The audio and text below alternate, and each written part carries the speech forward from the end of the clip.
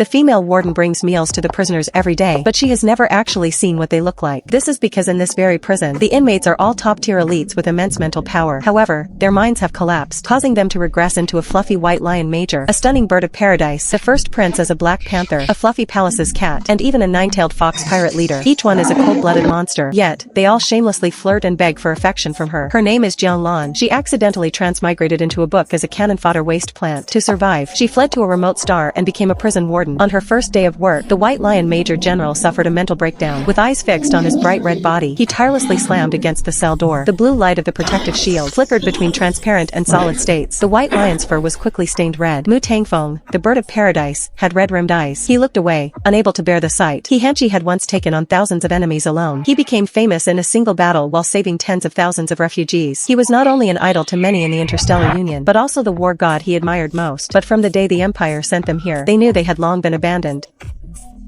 He Hanchi's impacts grew weaker and weaker. Perhaps today would be the day he died. Just as everyone was sinking into sorrow, Jianlan was familiarizing herself with the warden's manual, but the dense text acted like a hypnotic spell. She unconsciously closed her eyes. At that moment, a palm-sized green mushroom emerged from the top of her head. It wiggled its body twice, then hopped nimbly off Jianlan's head. It passed through the doors without hindrance, and hopped right onto the White Lion's head. It then burrowed inside. 10 seconds later, the mushroom burrowed back out. It seemed to have grown quite a bit, and its color had turned red. It swayed like it was drunk, and specks of green light emanated from it, slowly merging into the lion's body. Miraculously, the White Lion's eyes, which had turned red from madness, slowly regained their clarity, perhaps due to massive blood loss. He Hanchi only felt dizzy and lightheaded. In the blink of an eye, his massive body collapsed to the floor. The mushroom was sent flying several meters away. It rolled on the ground, shook its dizzy mushroom head, and like a silent hero, slipped through the wall and vanished. The sound of the White Lion collapsing echoed through the empty prison. The palace's cat was so scared its fur stood on end. Covering its eyes with its paws, it shouted at Mu Tangfeng. How is He Hanchi? He didn't dare to look, but He Hanchi had completely lost his rationality this time. A tragedy was almost inevitable. Only the Black Panther and the nine-tailed fox remained somewhat calm. The three of them couldn't see clearly into cell number 1. Only the bird of paradise, Mu Tangfeng, had the clearest view from across the way. They pricked up their ears, silently monitoring He Hanchi's condition. Seeing a red shadow pass by, the White Lion's entire back was practically soaked in red. Mu Tangfeng's heart tightened. Major General He, can you hear me? He called out several times in desperation, but there was no response. Especially when he saw the robot butler of cell number 1, shivering in the corner, curled into a ball. He shouted angrily. Unit 1. What are you standing there for? Treat Major General He's wounds immediately. The robot butlers here are named after the cell numbers. They are equipped with multiple functions. Receiving the command, Unit 1 timidly rolled over to the White Lion.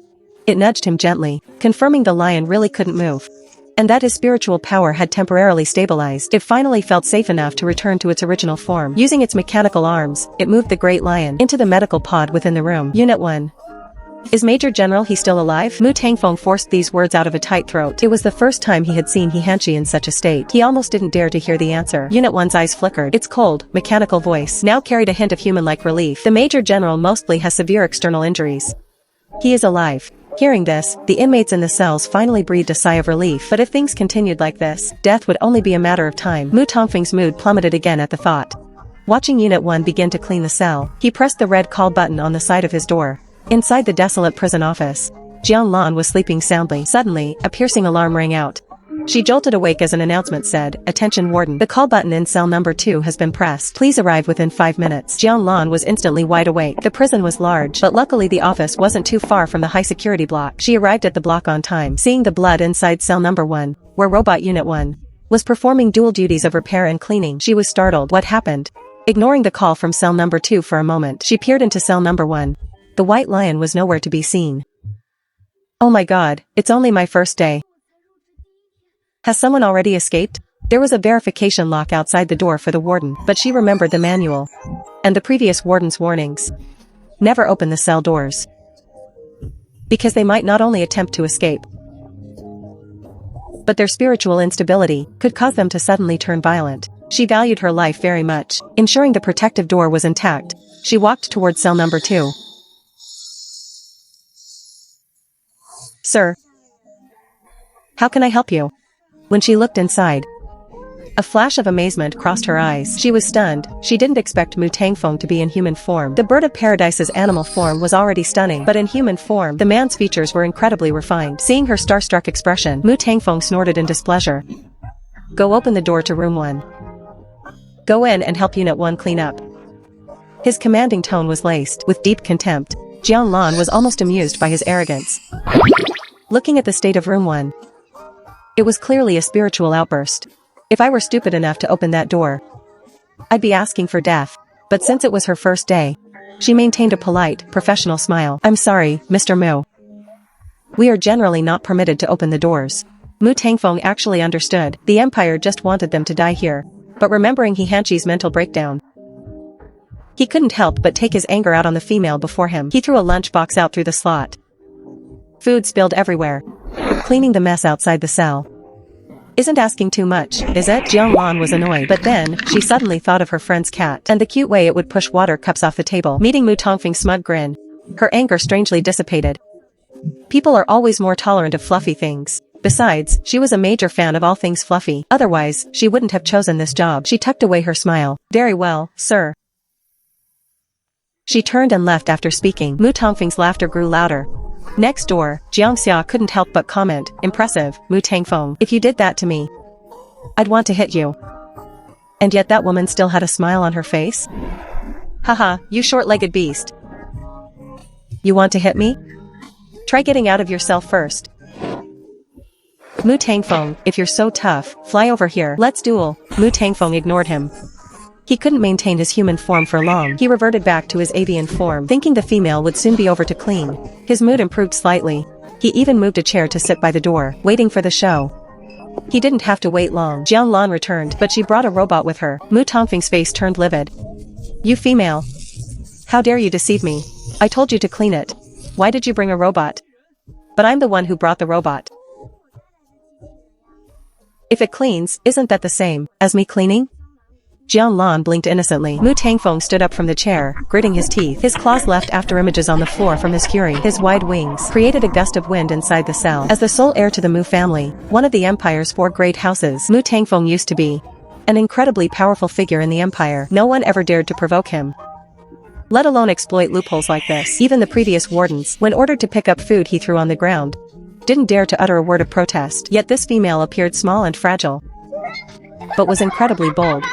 Next door, Jiang Xia's laughter grew louder. Mu Tangfeng was so angry his mental instability flared up. His head and chest throbbed with pain. Unable to win the argument, he could only watch as the robot finished cleaning the floor. Jiang Lan didn't expect him to be so easily affected. Better not provoke him further.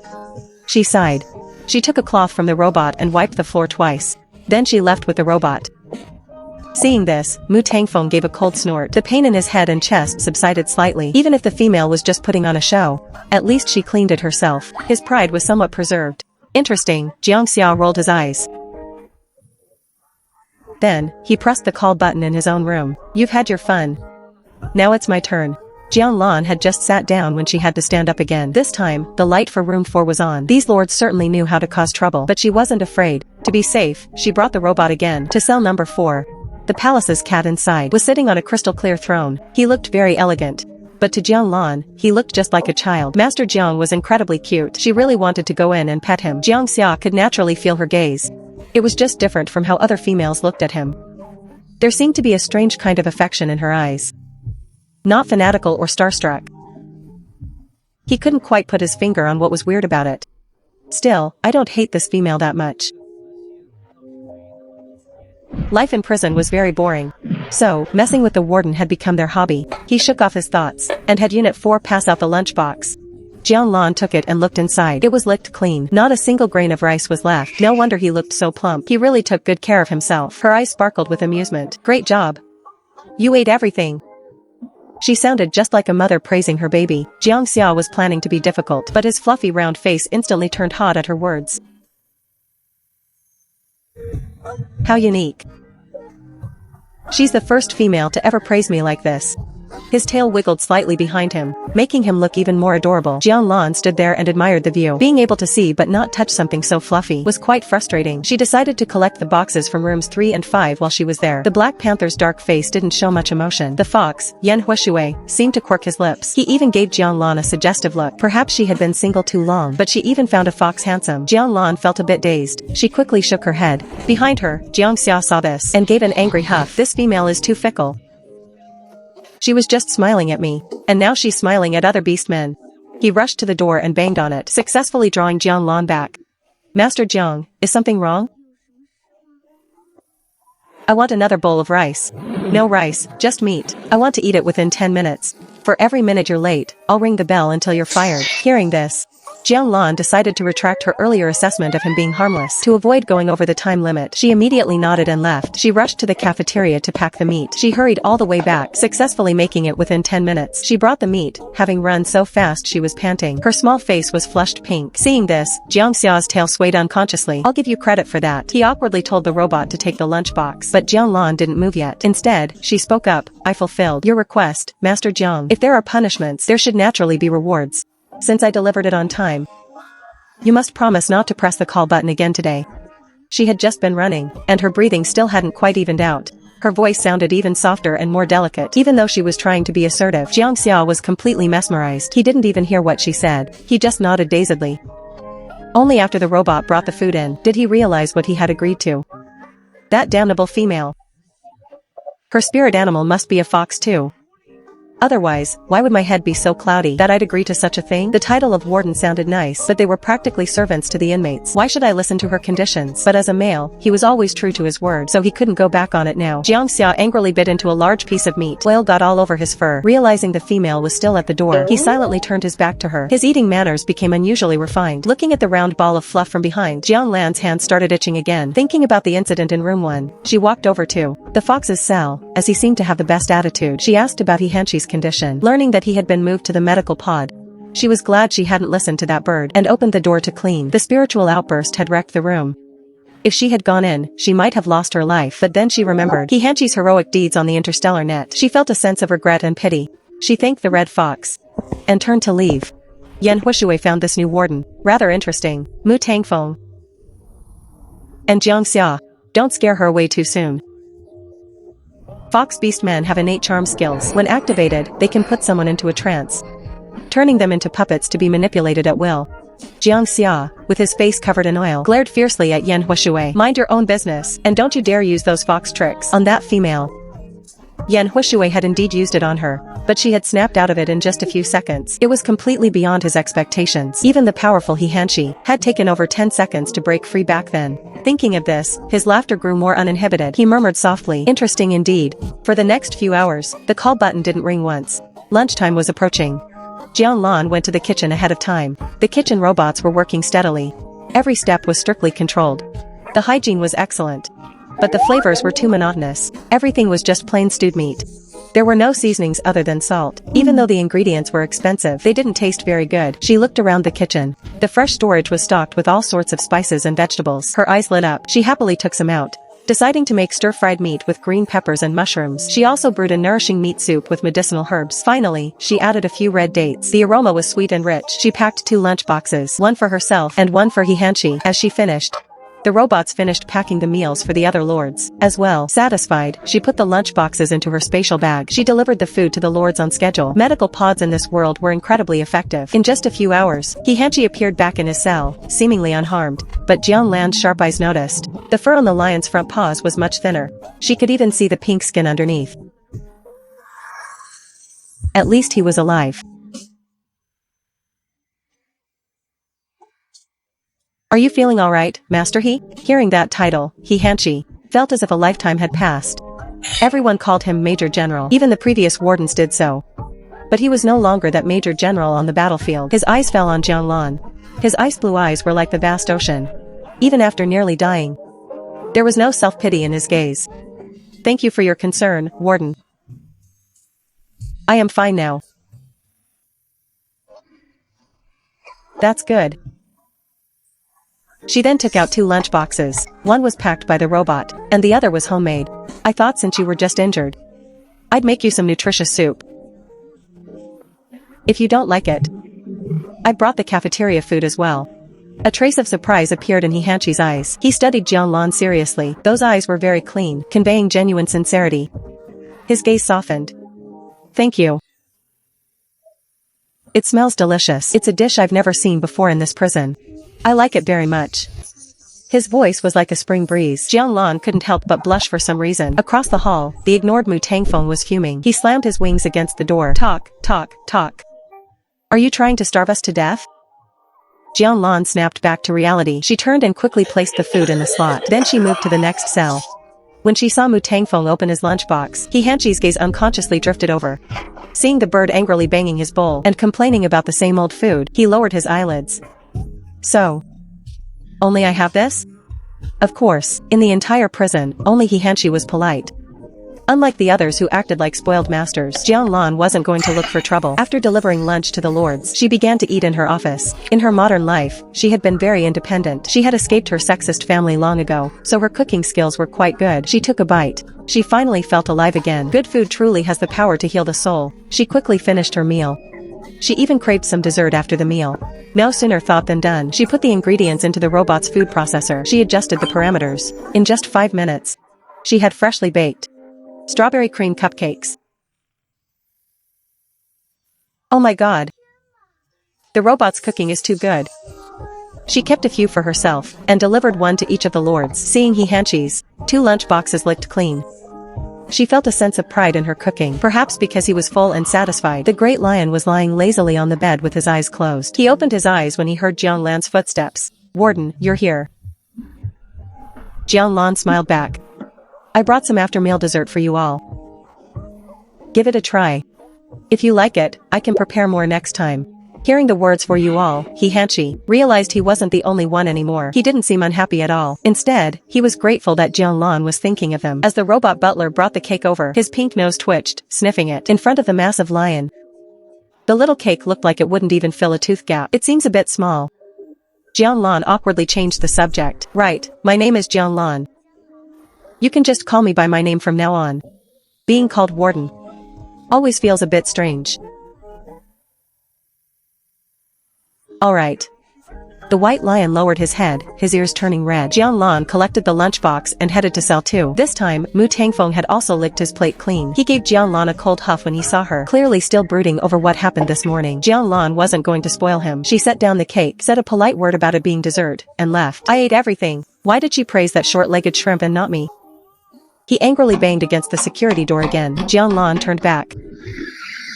What's wrong? Mu Tangfeng asked, his tone dissatisfied. If you don't want to eat it, just forget it. Fearing she would take the cake away, Mu Tangfeng transformed into human form and immediately stuffed the cake into his mouth. Who said I didn't want to eat it? Then he looked at her triumphantly. Childish. While Mu Tangfeng ate the sweets, he silently counted the number of times they had spoken. Only then did he feel slightly better. As expected, Mu Tangfeng and Jiang Xia were the most troublesome.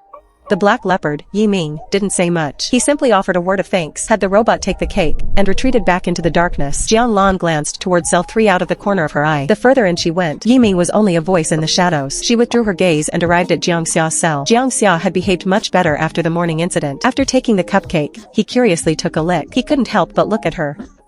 Will there be more next time? He was quite frail when he was born. He had always been the pampered young master of the Jiang family, yet he possessed an ultra-high mental power of SS rank. But that Zerg annihilation mission. At that time, Mu Tangfeng, Hihanchi, Yi Ming, and Yan Huishui were all there. That mission became the primary cause of their mental collapse. Jiang Xia pulled back his thoughts, slowly licking the cake bit by bit, his eyes still looking expectantly at Jianglan. Listening to Jiang Xia's voice, she thought about how he was just a youth, yet he was trapped in this small space, waiting for death to arrive.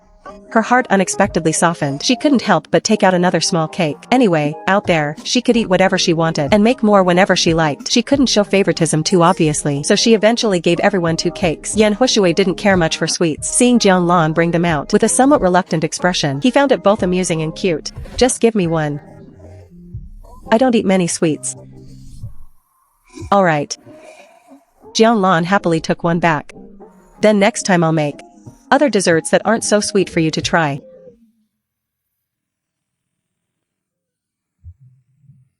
Thank you. Jianglan. Is it alright if I call you by your name?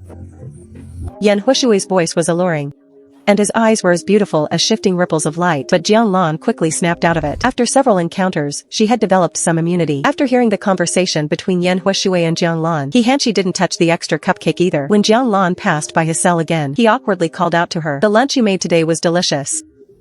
I'm already full from the meal, so I can't finish this cake. Don't let it go to waste, you should take it back." Mu Tangfeng muttered to himself internally. Since when did He have such a small appetite? But out of respect for his idol, he didn't say anything. In fact, when Jianglan looked over, he quickly stuffed the cake into his mouth. Realizing what he had done, his face instantly flushed red. Ah. I actually did something so embarrassing. Sensing Jianglan's speechless but amused gaze, he simply transformed back into his original form. He began grooming his feathers as if nothing had happened. But it had to be said, the paradise bird was truly beautiful. Jianglan couldn't help but look a few more times. After admiring the fluffy bird, she left the area in a great mood. Daily working hours were from 9 a.m. to 8 p.m. Although this warden job had no days off, the salary was ridiculously high. With such good benefits, she really didn't know why the dozen or so predecessors all packed up and ran away overnight. Watching some men on TV fighting for favor. Holy crap, this is so exciting. These competitive tactics were intense. She fell asleep once she got tired of watching. Unbeknownst to her, inside the prison, the guest room robot was slowly being covered in ice. This was Jiang Xia's innate talent. It could temporarily block out the outside world. Only beastmen with high mental power possessed such abilities. Whenever this happened, it meant something important was about to be discussed. Yi Ming had already had subordinates check. Jianglan was an orphan. She didn't belong to any faction. As for coming to the Black Star, she had applied for the job herself and was assigned here by chance. The Empire's job application system had a special mechanism. Females first.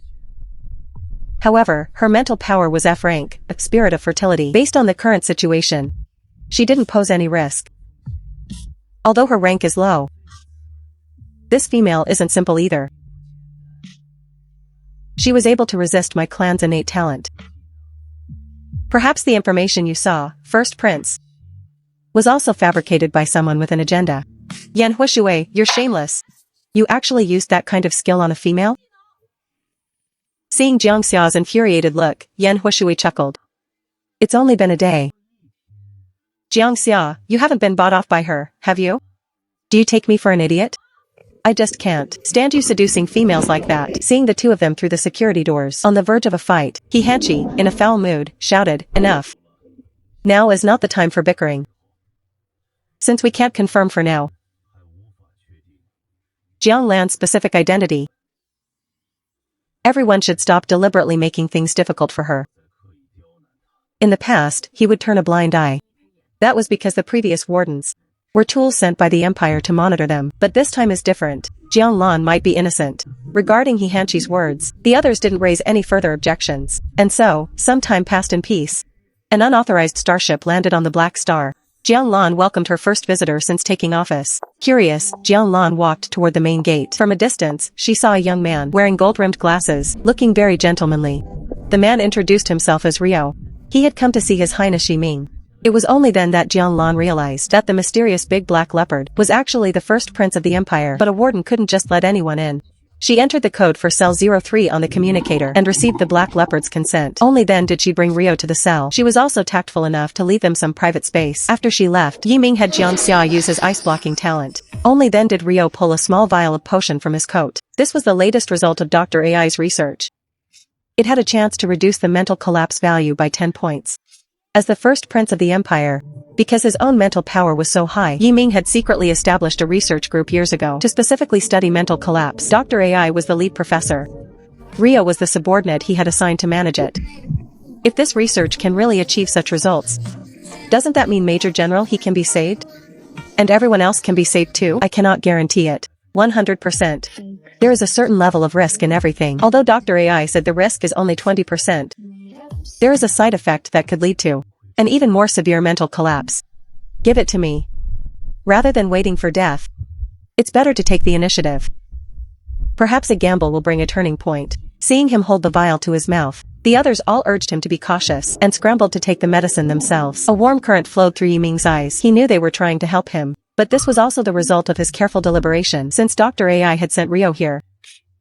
This potion certainly couldn't be mass-produced in the short term. Then the person who drank it absolutely could not be Hihanshi. If a mental collapse was triggered, it would only accelerate his death. Although my life only has 1 year left, that year isn't enough time. Instead of waiting for Dr. AI to perfect the medicine, I'd rather fight for a chance at life now. If it works, everyone is happy. If it doesn't, then the 3 with lower mental power than me will still have time to wait for Dr. AI to continue his research. With that thought, Yi Ming downed it in one gulp. The medicine had just entered his system. He hadn't felt anything unusual in his body yet, because he didn't want his subordinate to see him in a state of distress. He sent Rio away, despite Rio wanting to stay. But not long after, Yi Ming's body began to feel feverish. Immediately following that, a muffled groan sounded in the quiet prison. First Prince, what's wrong? Jiang Xia, who was across from him, was the first to hear. Mu Tangfeng looked tense. What's happening? Is it working? But based on experience, Hihanshi felt that this sound didn't seem like Yan Huashui's. The low mental murmurs. I'm afraid a mental collapse has been triggered. They didn't expect that Yi Ming would hit that 20% probability. Or perhaps Dr. AI's prediction was incorrect. Inside the single cell, Yi Ming's painful voice gradually became clearer. Then, in the dark room, the sounds of one collapse after another rang out. The crashing sounds of debris were endless. It was almost exactly like when Hihanshi had his episode. The black leopard began to violently ram against the security door, trying to find a moment of relief through self-harm. First Prince, wake up. Jiang Xia tried to call him back, but they all knew a beast that has lost its reason cannot be awakened. On the other side, Jiang Lan was seeing Rio off. From Rio's mouth, she learned about many of the First Prince's deeds. For example, at only 17 years old, he led troops to wipe out a human trafficker's nest and rescued over 200 abducted people. Watching Rio board the ship, she thought, so it's not just Hihanshi. Yi Ming is also incredible. Perhaps, the others have all made extraordinary contributions. But for now, except for Mu Tangfeng, the others are almost certainly facing death. Sigh, I shouldn't think about it anymore. It feels like my head is going to explode. Rather than obsessing over this, it's better to think about what to have for dinner. In a corner, a green mushroom that had been tossed onto a straw pile stood up dizzily from the ground. Then, following a scent, it hopped toward the depths of the prison. Inside the prison, lights flashed red, and painful, frenzied roars weighed heavily on everyone's heart. Number 3, an order. Use illegal means to knock His Highness unconscious immediately. Unexpectedly, upon hearing this, robot butler number 3 remained in its spherical state. It continued to cower timidly in the corner and even turned off its mechanical eyes. This number 3 was actually pretending not to hear. Jiang Xia was so angry he banged his head against the door. Hihanshi looked at Mu Tangfeng. Try to see if you can get out of your cell. Mu Tangfeng's invisibility talent could occasionally prevent the security door from recognizing him, allowing him to pass through walls. But Mu Tangfeng tried and found that it only worked between 10 p.m. and 12 p.m. This was a loophole they had discovered after many trials, the only time they could get out. Just as everyone was at their wits' end, the sound of the black leopard collapsing came. Jiang Xia pressed against the door, staring across. Is the First Prince's head swollen from the impact? Why is there a red patch? But when he blinked again, it was gone. Maybe it was just his eyes playing tricks on him. He shook his head. He didn't have the energy to think too much about other things. He hurried number 3 to take the big black leopard to the medical pod, confirming the other was still alive. Everyone let out a sigh of relief. Jiang Lan didn't find out until she delivered dinner that Yi Ming had suffered a mental collapse. Holding the lunch boxes, she looked at cell 3, which was unusually lit, but was such a mess she couldn't recognize it. She felt terrible. Another mental collapse episode. If it happens once, it will happen a second time, and that means death is closer. She looked at her own dinner. In the end, she barely finished a bowl of soup and had no appetite. She wanted to lie down but couldn't sleep. Suddenly, she thought of something. She opened her personal account on her light brain. Great! Besides a month's salary, there was a 2,000 credit government subsidy. It added up to over 20,000 credits.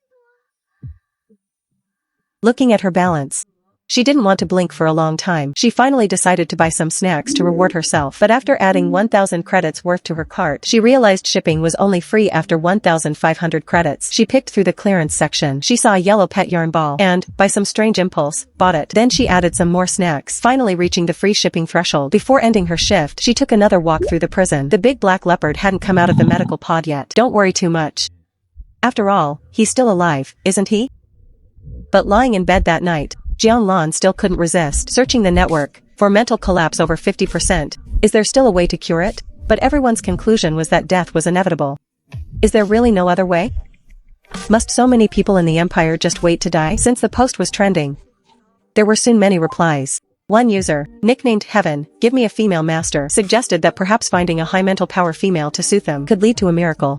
But the threshold for mental connection was very high. It had to be a trusted partner. And the mental power had to be very high. Healing could only be attempted under safe conditions. And even then, it wasn't guaranteed to be effective. If one wasn't careful, they could lose their life. No female would be willing to do that. Of course, this sounded discouraging. She let out a heavy breath and exited the network, so she didn't notice one comment. A user named History Student replied, I once saw a case in unofficial history where a female with a plant-based mental spirit cured an SS rank warrior suffering from mental collapse. Later, after the two became mates, they traveled the universe. So perhaps females with plant-based mental spirits have a way. Unfortunately, Jianlan didn't see it. In the middle of the night, she dreamed of a bunch of little green mushroom people again. They kept crying while looking at her, which made her very annoyed. Cry, cry, cry. If you keep crying, I'll make soup out of you. One bite for each. Get out of my dream right now. Hearing this, the mushroom people actually stopped crying. I'm not delicious. Don't eat me. Unless you promise. Otherwise I won't come out. Oh? You dare threaten me? This is my dream. Believe it or not, I'll summon a pot of boiling water right now and throw all of you in. Jianlan was only thinking it as a threat, but unexpectedly, a large hot pot actually appeared in the dream. A split pot, even. This was way too personalized. Her eyes lit up, and she let out a devilish laugh. The mushroom people screamed in terror and disappeared instantly. Immediately afterward, Jianlan's head throbbed, and she suddenly woke up from her sleep. She heard a sound by her ear, the sobbing sound of what seemed like a 4 or 5-year-old child. I'm not seeing a ghost, am I? Terrified, she scrambled up and immediately turned on the light. She looked at the foot of the bed. There was a palm-sized mushroom, a striking green. It's the green mushroom. What?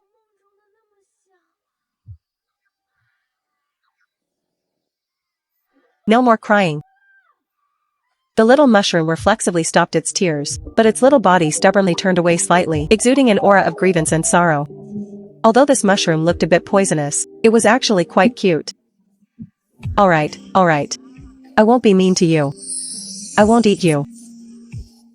The mushroom finally stopped turning its back on her. It was the first time she'd seen such a personified little mushroom. Jianlan found it funny, but where did you come from?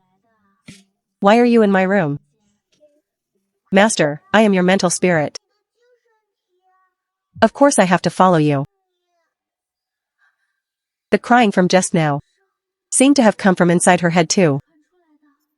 But I only have F-rank mental power. Do I have a mental spirit too? Master's mental power is not F-rank. But I'm not sure exactly what rank it is.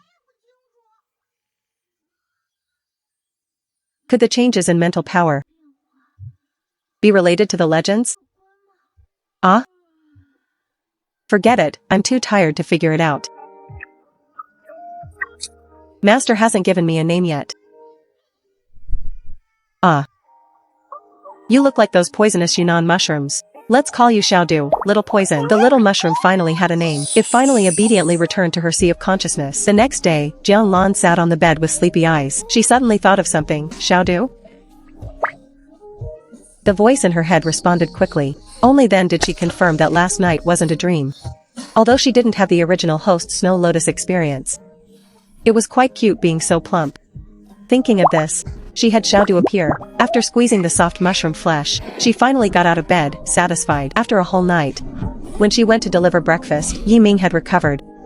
The room had become pitch black again. Today she specifically made sandwiches, a balanced mix of meat, eggs, and vegetables. This was also the first time Yi Ming ate something she made. However, Jianlan discovered that Yi Ming, this leopard, was actually a picky eater. The vegetables were left in the lunchbox. She just said that a mix of meat and vegetables is good for the body, but the big black leopard protested in silence. Jiangxia huffed, Jianlan, give all of the first prince's leftovers to me next time. I'm not picky. I love everything you make. The prison lunchboxes weren't small.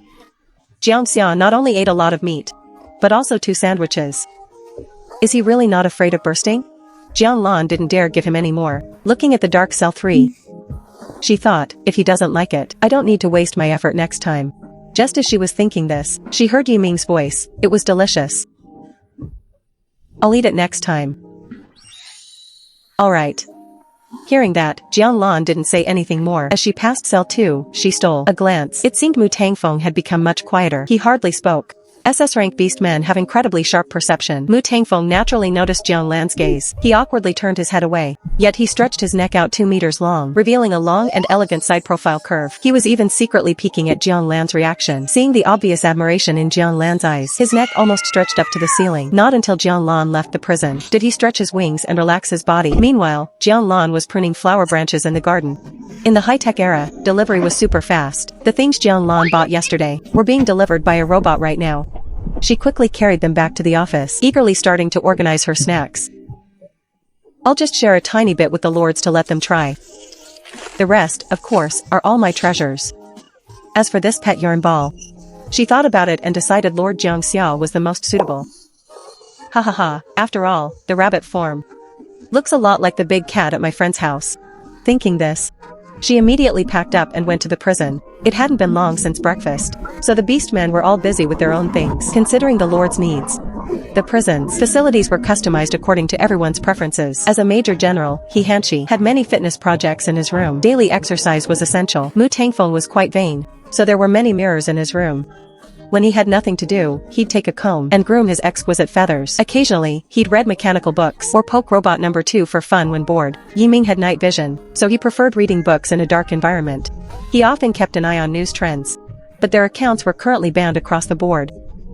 They weren't allowed to post any information online, only browse the daily news. Jiang Xiao was a pampered rich young master, so he just needed to eat, drink, and play well. He liked low-temperature environments and loved lying in the snow piles inside his cell. Yan Huishui used to be a space pirate, living many days on edge. Now that he was idle, he soaked in hot springs and arranged flowers, enjoying life however he could. But after living this way day after day for 2 years, anyone would get bored. Jiang Xiao rolled around in a snow pile and let out a sigh. I really want to go out. I didn't want to as much before, but now that I think about Jiang Lan being outside, I really want to play with her. Mu Tangfeng had just lost 2 feathers, and mocked him irritably. With your current mental state, you'd better stay cooped up. Jiang Xiao was unhappy. He couldn't help but test himself. His collapse value was 68%, slightly higher than 2 years ago. He had no mood for bickering anymore, and buried himself in the snow pile again like a lonely palace's cat. Suddenly, footsteps came from outside the prison. The palace's cat immediately shook the snow off his body and sat on his ice chair. Mu Tangfeng immediately hid his fallen feathers and comb. A male shedding feathers isn't attractive. I brought some fresh snacks for everyone today. Jiang Lan walked in with a smile. Snacks? Jiang Xia couldn't stay in his chair. He walked to the protective door and peered out. But she was too far away. He could hear her voice but not see her person. Jiang Lan took snacks from her storage bag and shared them. He Hanshi came down from the climbing wall. His eyes were gentle. Thank you, that's very thoughtful. Those deep eyes of his seemed capable of easily drowning anyone in them. Jiang Lan smiled shyly, hurriedly turning to cell 2. After giving Mu Tangfeng a share, she came to cell 3. It was still pitch black inside, but she heard a thank you right by her ear. She looked up. Yiming had actually stepped up to the door on his own. Aside from their first meeting, this was the second time Jiang Lan had clearly seen the black leopard. A massive body and green eyes that seemed devoid of emotion. It made her scalp tingle. Yiming seemed to notice the female's discomfort, and silently retreated into the darkness again. Jiang Lan breathed a secret sigh of relief and went to Jiang Xiao's cell. Cell 4 had an automatic snow machine. It looked like a snowy wasteland. Jiang Lan, you bought us snacks? I haven't had them in so long. The soft, chubby cat was simply dyingly cute. Jiang Lan snapped back to reality, her voice unconsciously softening. Not just snacks. I also bought you a little toy. At the words little toy, all the beastmen in the prison pricked up their ears, even Yiming in the darkness. Yan Huishui, meanwhile, watched with an amused look. I'm not a pet. Why would I need a toy? Although he thought Jiang Lan was pretty, even-tempered, and kind, he couldn't stand being treated like a pet. He was so angry his breathing became heavy. Hearing this, Jiang Lan felt a bit guilty. Sorry, I didn't mean to treat you like a pet. I'll take it away right now. Don't be mad, okay? As she spoke, she prepared to put the yarn ball back into her storage bag, but when she lifted it, the yarn ball swayed under her palm, and she saw Jiang Xiao's head tilt twice along with it. She tried moving it again by the string. Jiang Xiao's golden pupils constricted. This expression was exactly the same as her friend's cat. Jiang Xia was clearly interested in the toy. She swayed it 2 more times. Seeing Jiang Xia still stubbornly refusing to speak, she regretfully started to put away the yarn ball. After the yellow yarn ball disappeared, Jiang Xiao's eyes finally returned to normal. He only then realized that he had actually been controlled by a tiny yarn ball. This can't be happening. His claws unconsciously dug into the snow. The image of the yarn ball lingered in his mind. He said aggressively, "It's just a tiny yarn ball. Since you already bought it, I'll reluctantly accept it." Jianlan was speechless for a moment. She suddenly felt a bit mischievous, pretending to be considerate. "No, it's fine. If you don't like it, I'll just take it away. There's no need to force yourself, Lord." Seeing Jiang Xiao's claws digging into the snow even faster, she continued her self-reflection. "It's my fault for not noticing your preferences. In the future, I won't take it upon myself to buy things that make you angry." "I didn't say I didn't like it." "Oh, so you do like it, Lord? Then I'm relieved." Seeing that Jiang Xiao was about to dig through the floor, Jiang Lan finally stopped teasing him and threw the yarn ball in through the small window. It traced a graceful arc in the air.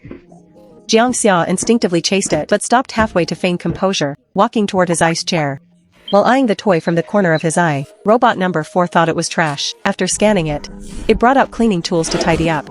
Jiang Xia couldn't care about his pride anymore. He ran over quickly and grabbed the yarn ball in his mouth. Seeing Jiang Lan still at the door, he spat it out, feeling embarrassed again, and told the mindless robot to get lost. "Don't let me see you today."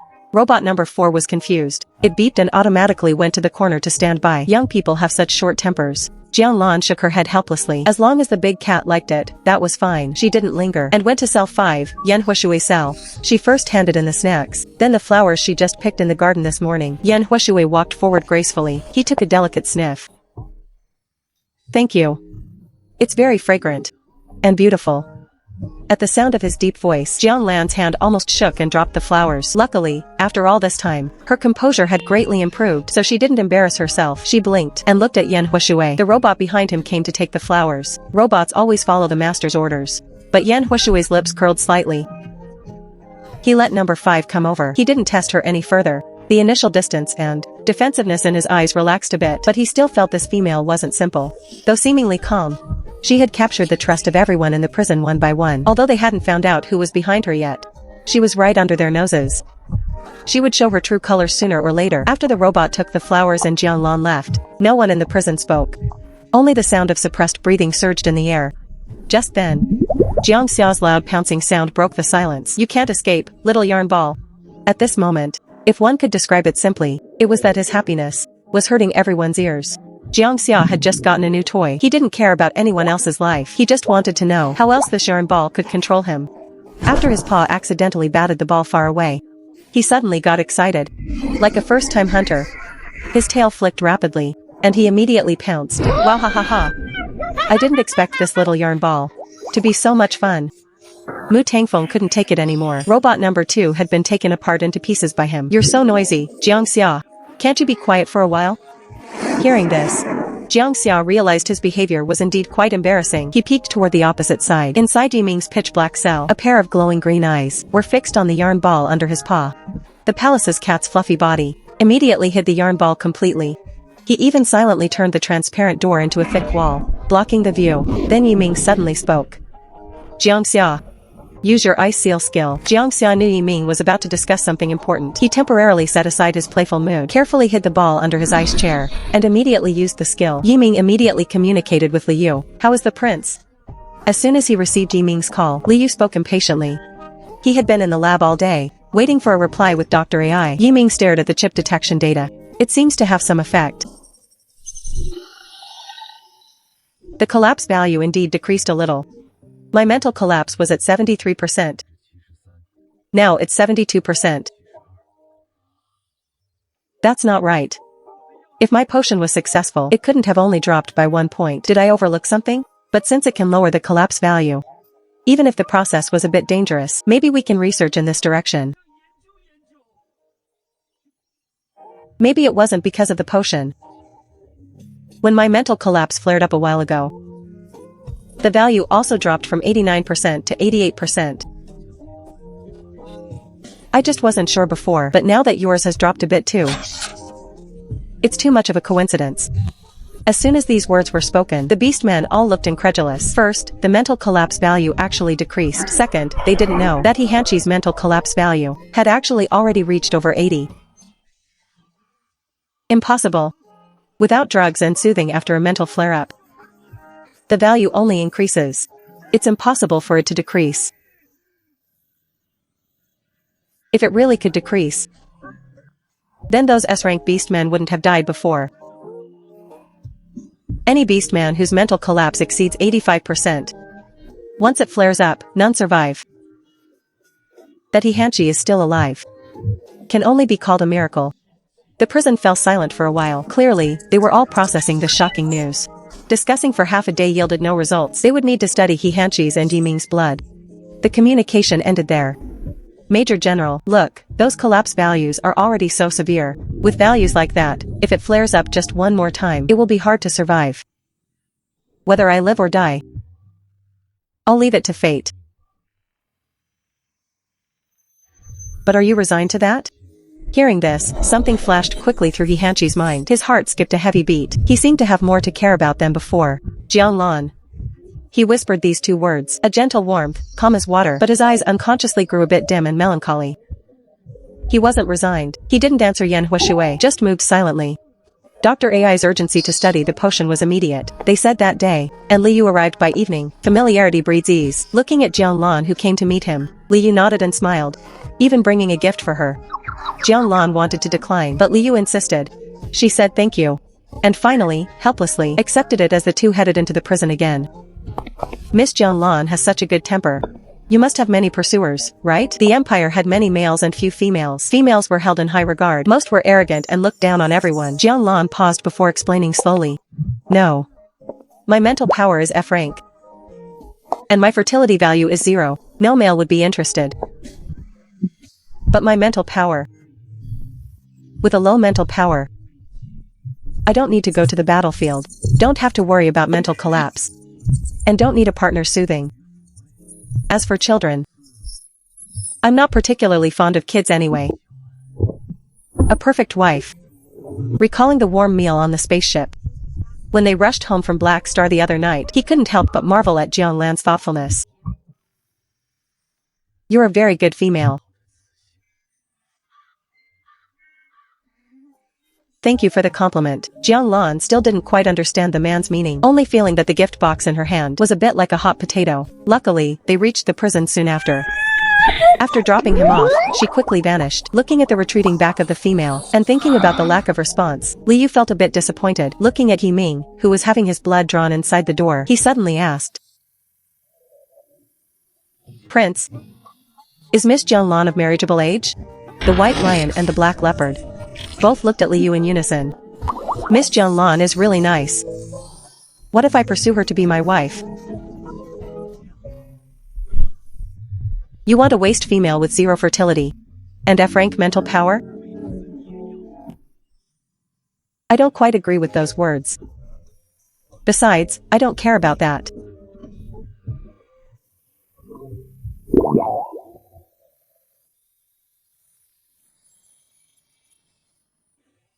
What's so good about this female? Are you just after her looks? So what if her eyes are a bit big? Her lips a bit red? And her skin a bit white? There are plenty like her outside. Young Master Jiang, you don't understand. There are plenty of females. But not many as good as Jianlan. Beauty is just an ornament, after all. Anyway, you're all high and mighty here. You certainly wouldn't choose Jianlan. Once these words were out, Jiang Xia had no rebuttal.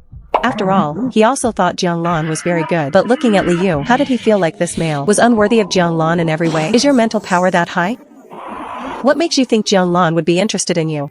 Precisely because my mental power isn't high, I don't worry about mental collapse. It's a perfect match for Miss Zhang's F-rank mental power.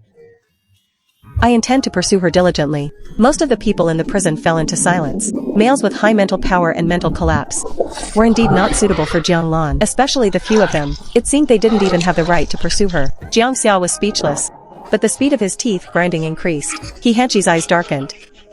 He didn't notice that his blood had overflowed a bit. Mu Tangfeng blocked the door tightly. He didn't want to see this guy at all. He was famous for his young master temper. Liu didn't continue to argue with him, but continued to ask his prince. Do you know what Jianlan likes? The bracelet I gave her today. I wonder if she likes it.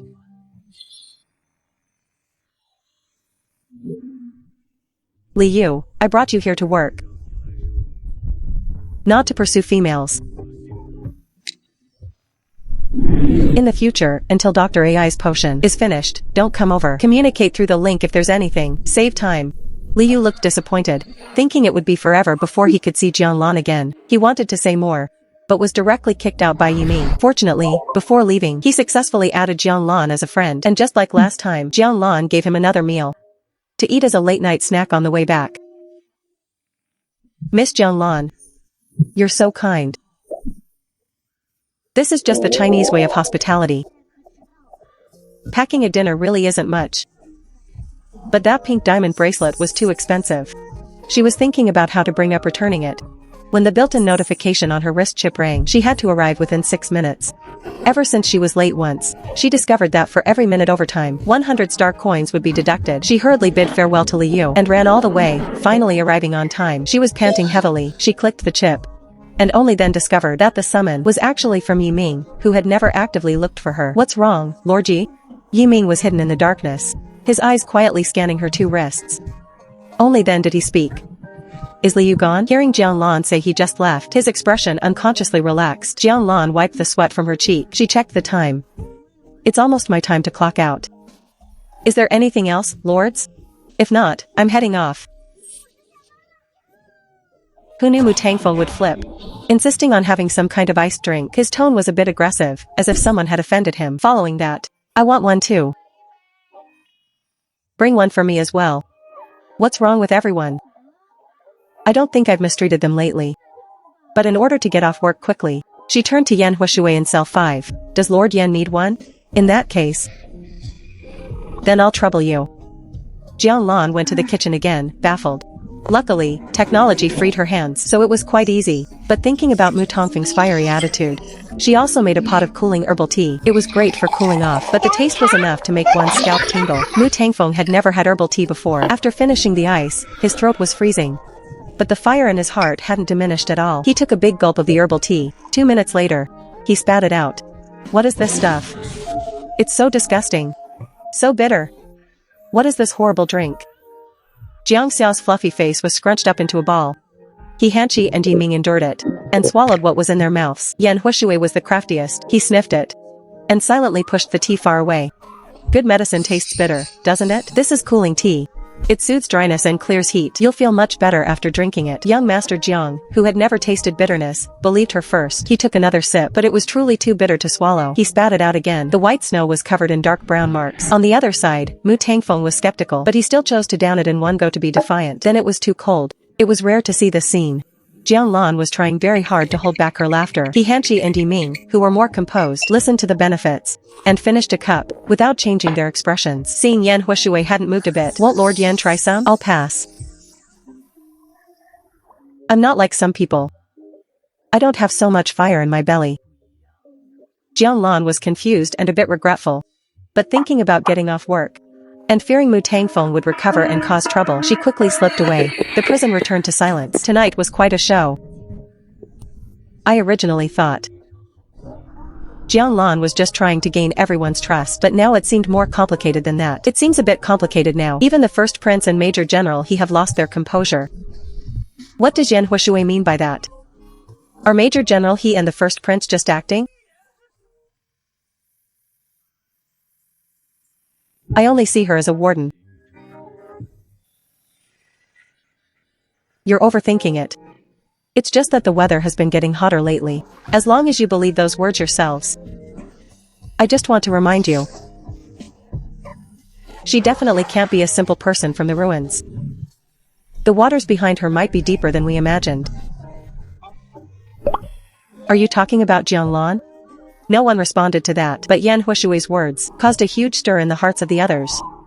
But what does it matter if the water is deep or shallow? He Hanqi spoke with a hint of indulgence, seeming to have let go. He is now just a dying man.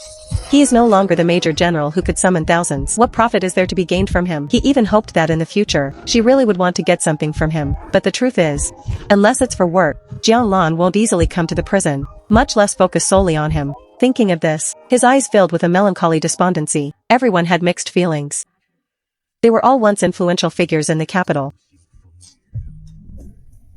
Now, Do we really have anything that Jianlan would expend so much effort to plot for? Yan Huishui thought carefully about it. The conversation died down for a moment. The next day, Jianlan resumed her joy of petting the mushroom. But today, as she touched the mushroom's soft texture, Xiaodu, why do you feel like you've shrunk a bit? Don't worry, master. I sent some seeds out. I'm just temporarily smaller.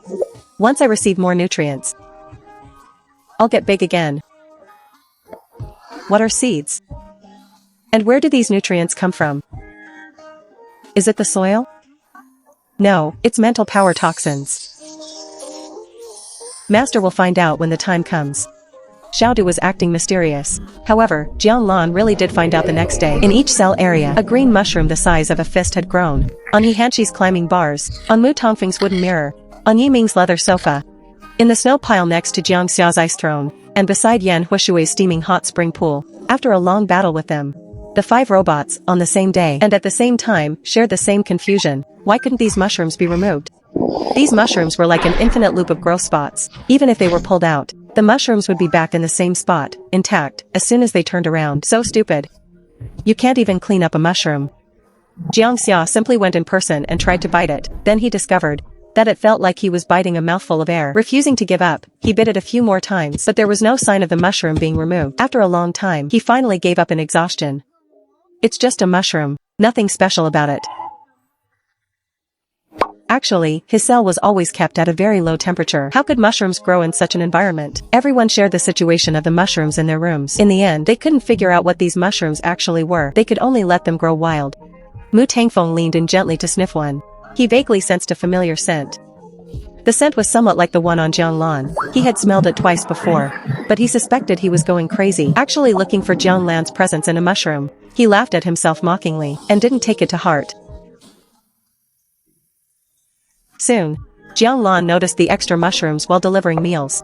In Jiang Xia's entirely white snowy world, that splash of vibrant green was clearly visible. Her eyes widened, and she urgently called out in her mind. Xiaodu, Xiaodu, are those your mushrooms? So the seeds you said you scattered were scattered in the prison? Yes. Jianlan was about to break down. What a mess. How did her spiritual entity end up sowing seeds in the prison? Quickly take them back. Master, I'm hungry. They couldn't leave. Jianlan never understood what his hunger had to do with sowing seeds in the prison. But this couldn't go on. As soon as she finished delivering the meals and went back, she immediately asked Xiaodu, how can I make you not hungry? Master, it's very simple. Just let me eat some mental power toxins. Mental power toxins? Isn't that what's produced when a beastman collapses? Jianlan caught one of the key points. She suddenly felt that her mushroom spiritual entity seemed not at all ordinary. But as for mental breakdown, Xiaodu didn't know about that. He only knew that the people in the prison had fragrant things on them. Delicious, delicious. Fragrant things? Is it really mental power toxins? She immediately searched the star network and found that the main cause of mental collapse was indeed mental power toxins. But if, according to Xiaodu, he could eat all the mental power toxins, could he potentially cure mental collapse directly? The more she thought about it, the more her heart raced. If this was true, it meant the several people in the prison wouldn't have to die. It also meant that, like the female lead, she had the ability to heal those with mental collapse. Could this be the legendary Golden Finger? Remembering how the Lord seemed normal just now, she managed to calm her emotions. She repeatedly warned Xiaodu not to expose her. An ordinary man is innocent, but treasuring a jade ring brings trouble. Although she wasn't sure if Xiaodu really possessed this ability, before she had strong self-protection capabilities, she absolutely could not reveal a single detail. Xiaodu nodded his head earnestly. After this day, Jianlan felt a bit guilty every time she delivered food. She was mainly afraid of being associated with the mushrooms, but then she thought about what she recently learned on the Star Network. In the public's impression, Beastman spiritual entities were basically all animals, and females wouldn't alienate or transform. Their spiritual entities wouldn't be shown externally. She felt a bit more at ease. A month passed peacefully like this. Jianlan found that Xiaodu had indeed grown. He was now about the size of 2 palms, and within this month, no one in the prison had suffered a mental collapse episode. Although she wasn't sure if it was truly related to Xiaodu, after a month, she was no longer as high-strung as at the beginning, with the thought that she might actually be able to heal them. She completely indulged Xiaodu's behavior. At the end of her 3rd month at Black Star, Jianlan received a graduation notice from the school. The original owner of the body studied at the imperial capital. The school was a top-tier institution in the capital. According to the empire's female first law, the original owner was admitted early despite her poor grades. There's no such thing as a free lunch. There might be other strings attached behind this. Unfortunately, the original book didn't provide a detailed introduction to this part, and she hadn't inherited the original owner's complete memories. She didn't know the consequences of not picking up the diploma, but it was clearly safer to go. Fortunately, according to the progress in the book, she had already avoided the death ending by now.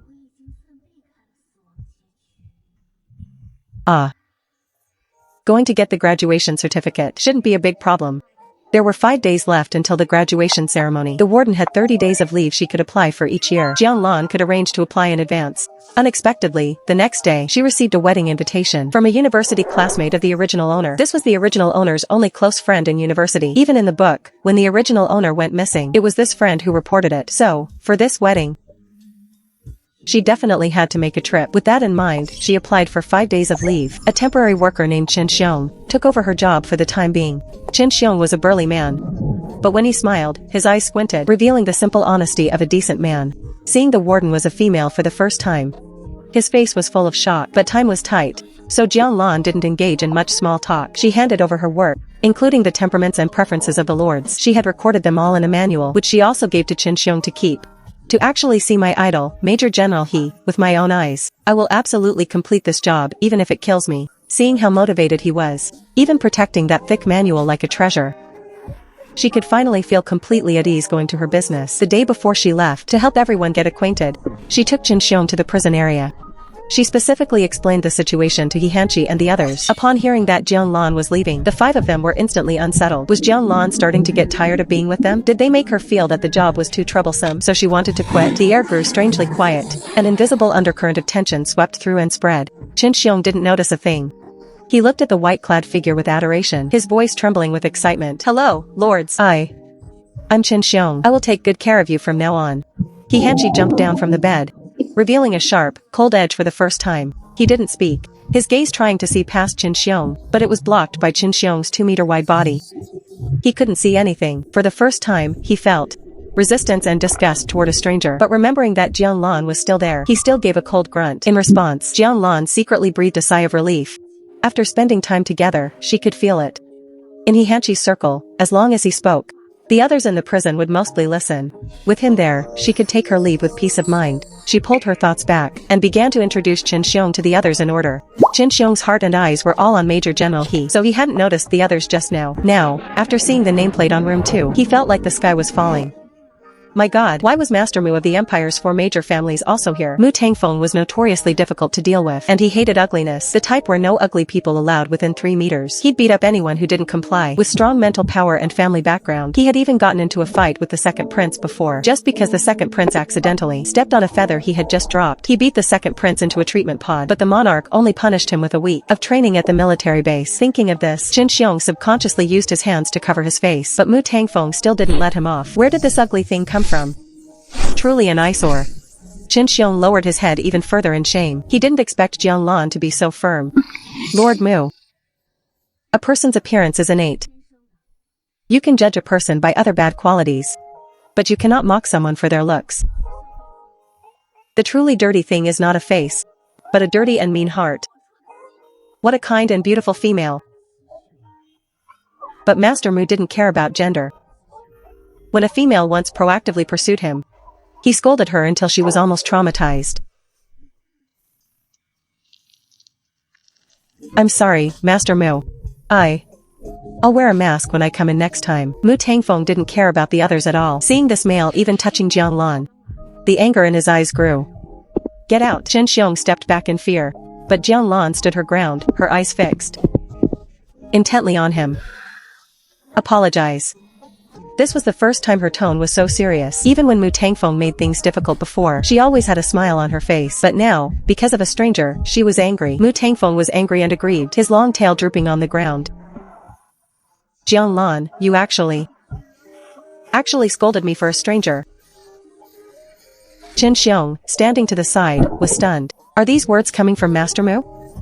Jianlan looked into Mu Tongfeng's eyes. She also looked surprised. I'm not scolding you. It's precisely because we are familiar with each other that I don't want you to be like this. If one day I become ugly too, would you also call me an ugly thing? Would others also be like you, criticizing my appearance like that? I wouldn't. If anyone else dared, I'd teach them a lesson for you. The thought of someone scolding her where he couldn't see filled him with rage, making him want to skin that person alive, not just him. The other several people in the prison, hearing this hypothesis, also felt a dull ache in their chests. Unknowingly, they had already brought Jianlan under the wings they wanted to protect. Jianlan heard the protective intent in his words, and her voice softened. So we cannot measure people by their appearance. Do you understand? Under her patient reasoning, Mu Tongfeng's grievance and resistance finally slowly faded, but he still couldn't help but ask a question. If I apologize, the hearts of the others also tightened along with him. They all thought Jianlan wouldn't come back after leaving. Jianlan didn't quite understand the underlying meaning, but she had to attend this graduation ceremony, and her original body's good friend's wedding was also a must-go. Lord Mu, I have business to attend to, and have to leave for a while. Leave for a while? Is it only a temporary leave?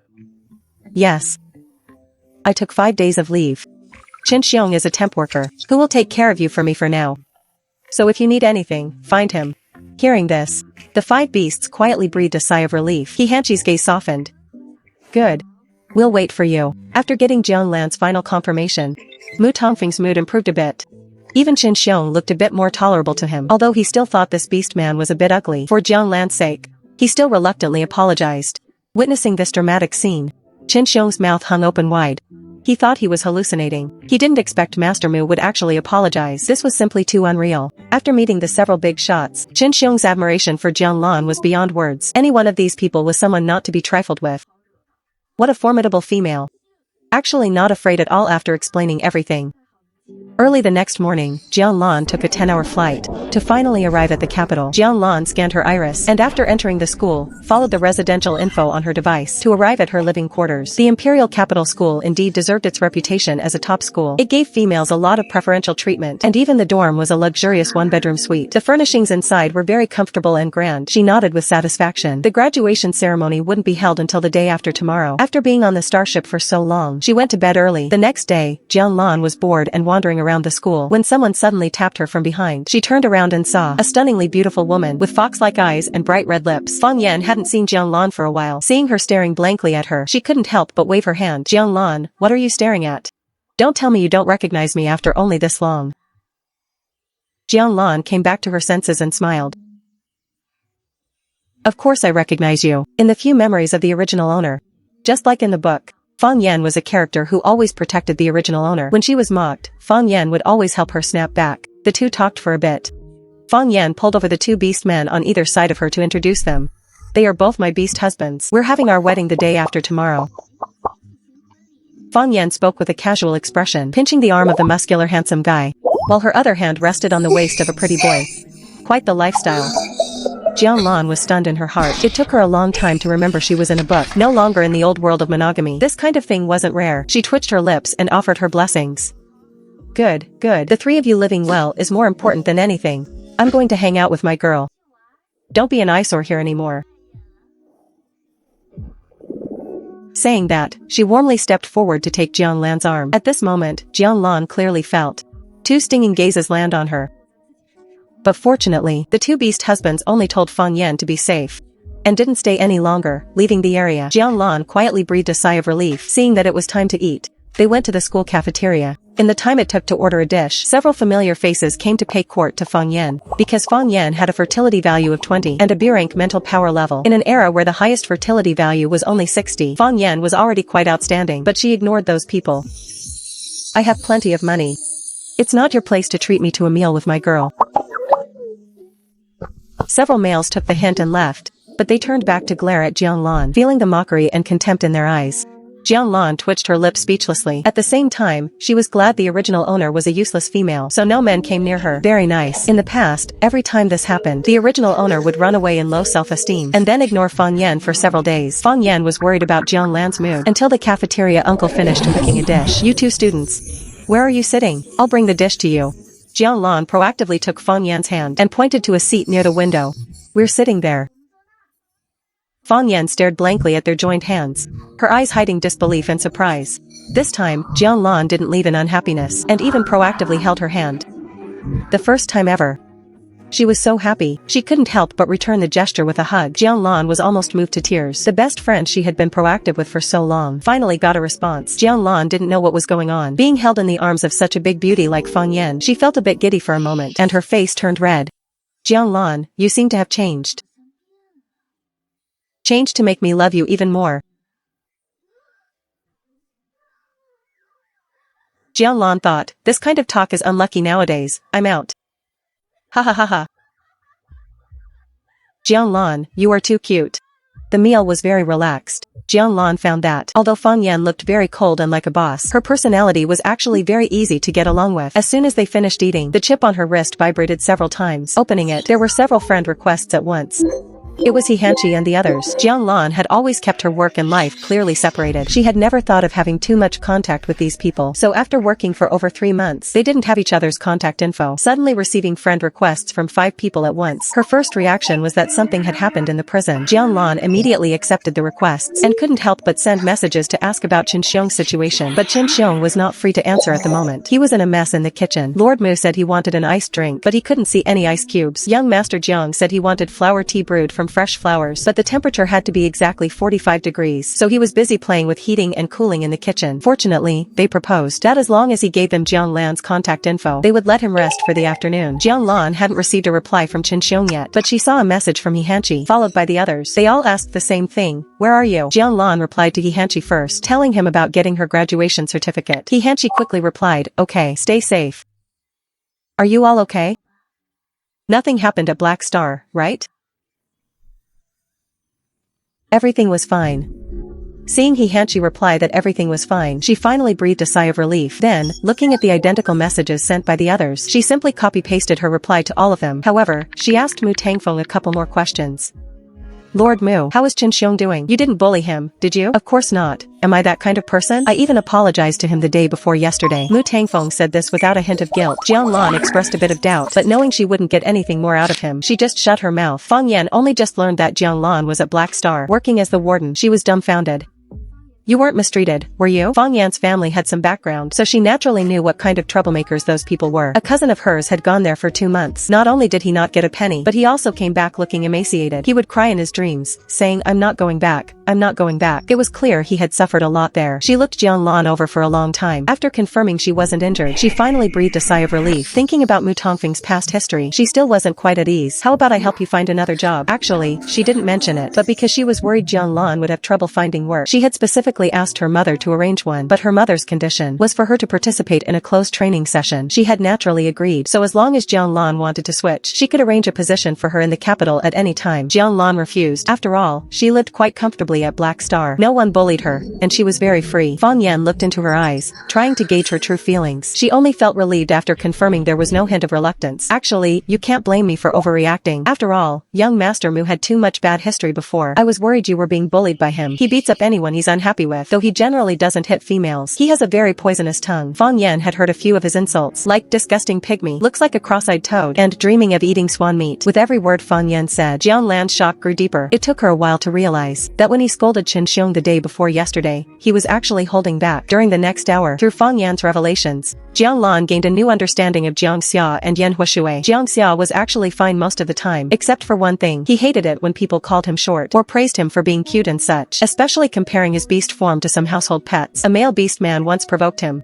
by saying he looked like a house cat. He was beaten until not a single piece of flesh was intact. It was simply too gruesome to look at. Just listening to it made Jianglan feel the pain. She couldn't help but feel fortunate that she only thought to herself that Jiang Xia looked like a cat and never said it out loud. But what surprised her even more was that Yan Huishui was actually from this very school. The famous teacher Yan. He specialized in military training for males. Heard that his methods were harsh and his training pushed them to the limit. Blood was always shed in his class. His nickname was the Living Yama. Previously, there was a male who refused to obey discipline, sneaked into his office, and wrote the word death in his notebook. Yan Huishui didn't make a sound, but 2 months later, on the field of the school's official military exercise, he killed that male with his own hands, and he even took out that piece of paper with the word death on it, pasted it on the man's body, and smilingly sent him to the afterlife. Oh my god, Jianglan was shocked. Wasn't there any punishment for a teacher killing a student? Fang Yan shook her head. Military exercises simulate real warfare. Once on the field, life and death are not guaranteed. Actually, what truly made Fang Yan find him terrifying was that Yan Huishui had been carrying that piece of paper with him the whole time. Perhaps he had been planning for that day all along. She said earnestly, Lan Lan, you must be careful. Whatever you do, don't provoke him. Jiang Lan's expression was dazed. It was hard to equate this living Yama, in Fang Yan's words, with the one she saw in the prison. The difference was just too great. At this moment, on Black Star, Yan Huishui suddenly sneezed. He narrowed his eyes, staring at the person he just contacted on his chip. Heh,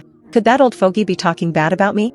Meanwhile, on the capital planet, Jianglan and Fang Yan didn't rush back to the dorm after leaving the cafeteria. Instead, they took an automated hover car to the library. The Imperial Capital School's library was said to have the most comprehensive collection of books, covering every possible genre. She thought about her green mushroom mental entity and planned to search for related books to understand it better. Upon arriving at the library, she took out her student ID. Hello, I'd like to borrow some books. The librarian was an elderly man. At the moment, he was slowly brewing himself some health-preserving tea. He had just finished a call on his chip and looked very cheerful. That boy finally has a spark of interest. Hasn't looked for me in 2 years, and his first request is to help him look after a female. Noticing Jianglan, he offered a kind smile. What books would you like to see, student? As he spoke, he took Jianglan's student ID to scan it. After seeing the personal information displayed, his light brown eyes flickered. So the little female wants to find books related to mental entities. He quickly returned to normal and pointed out the book section to Jianglan. Once she went inside, the old man gave a TSK, then immediately used his chip to make a call. Ha ha ha, you kid, thinking of an old cow eating tender grass? What old cow eating tender grass? Old man, don't talk so crudely. You still say you're not? I just saw that little female. She's so fresh. She's just like a spring peach blossom. To think you've set your sights on her. What a sin. You saw her? She came to the library?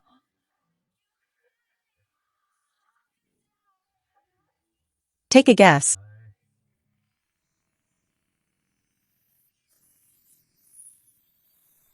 Old man, watch your manners with her. Don't scare her. She's timid. Hee hee, you brat. Aren't you afraid I'll tell her about all that nonsense of yours? What if the little female gets so scared she runs far away? The Admiral just asked me recently. If you've been sneaking off to the battlefield again, let me count. You probably snuck off once last month, right? Twice the month before that. You even killed a few Zerg. And you took a hit to your waist back then. Okay, stop talking, old man. This is sounding more and more suspicious. Taking a sharp breath, he glanced at the students eating snacks in the library, wondering if they were Yan Huishui's informants. He grumbled a few words and immediately ended the call. After hanging up, he still felt uneasy. So he raised his hand and chased all those idle males out. The reason was that they were too noisy. No one dared to say a word in protest, because the current librarian was actually the retired Admiral Lu Dingfeng. 80% of the military were soldiers he once led. Even He Hanchi was one. If they displeased him, they could forget about entering the military in the future. Jianglan had no idea what was happening outside. She had found a few books and went into a private reading room. The reading room had soft chairs and a water dispenser. The soundproofing was excellent. Unaware of how much time had passed, she only noticed when the light outside the window grew dim. She finally let out a long breath. After reading, Jianglan somewhat understood why the Empire wanted to lock those few people so far away. It was recorded in the books that once, a powerhouse with 2S mental power escaped from a holding cell during a mental collapse. He wiped out everyone in the prison and more than half the residents on the planet. Actually, the scariest part about a mental power collapse is that the person no longer has any consciousness. They become like a tireless god of slaughter. So later, Black Star Prison was born. The shielding materials used there are one of the few non-renewable rare resources. More than half of it was consumed in the construction of the prison just to be able to contain the current group of people, and the warden is undoubtedly the most endangered person. Thinking of this, Jiang Lan was again considering Fang Yan's suggestion about whether to change jobs, but considering the plot of the original book, and thinking about her own mushroom mental entity compared to the female lead's bamboo type, she still felt it was worth a try. At least for the past month, the prison had been peaceful. That was already a good start. Of course, compared to her life was still more important. Her mind was restless. She put down the book. Not rushing to make a decision, she left the reading room. Lu Dingfeng was still there. "Grandpa librarian, I'm here to get my student ID." Lu Dingfeng couldn't stop smiling at being called grandpa. This little female was just too likable. He handed the student ID back to her and said smilingly, "Student, do you know Yan Huashui?" Jiang Lan nodded. "Yes, what's wrong?" "Oh, nothing. That boy knew you were coming to school and specifically asked me to look after you." "Haha, that kid is still so warm-hearted." "Ha ha ha, warm-hearted. How could it be different from what Fang Yan said this afternoon? This warm-heartedness, is it the kind that can kill an entire family? Which one was the real one?" After returning to the dorm, she opened the messages she hadn't checked for a while. There weren't many friends on her ID chip. Besides the student groups, there was only Fang Yan, and the rest were her own family contacts. All of these people had sent messages. She looked at Qin Xiong's first, seeing the message from Qin Xiong saying he wasn't bullied. She then checked the others, seeing Jiang Xiao wanting to send her things, and even having his mother deliver them in person. She quickly replied, "No need, no need. Why could you accept Liyu's gifts, but won't accept mine? We've known each other even longer." Jiang Lan suddenly didn't know how to respond. Regarding Liyu's gift, she had planned to return it, but since that time, Liyu had never returned to Black Star. However, Jiang Xiao also gave her an idea. Since she was in the capital now, she could return it to him by the way. But Jiang Xiao was very insistent, saying if she didn't accept it, "I'll never take anything of yours again. This is a return gift. It's called reciprocity." "Alright, fine." Jiang Xia immediately sent an emoji of a palace's cat rolling around, but he quickly retracted it. Jiang Lan was just about to save it but didn't make it in time. Inside the prison at this moment, Jiang Xia's fluffy face was burning with heat. How did I send that? So embarrassing. Jiang Lan probably didn't see it. He comforted himself silently, having dealt with one with great difficulty. Jiang Lan wasn't in the mood to care about Jiang Xia's complex feelings. She was busy replying to the next person, He Hanshi. He was worried she wasn't safe as a lone female. A subordinate of his happened to be on vacation recently. "I'll have him add you later."